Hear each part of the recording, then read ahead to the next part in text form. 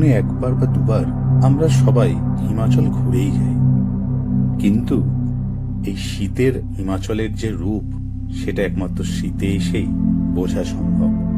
আমি অবশ্যই আপনাদের রেকমেন্ড করব একটু চেষ্টা করে উইন্টার হিমাচল এক্সপ্লোর করে যেতে।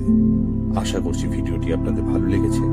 আপনাদের মতামত জানানোর জন্য কমেন্ট করুন, শেয়ার করুন এবং আমার এই চ্যানেলটিকে ও ফেসবুক পেজটিকে অবশ্যই সাবস্ক্রাইব ও ফলো করুন। পরবর্তী ভিডিও আসা অবধি গুড বাই।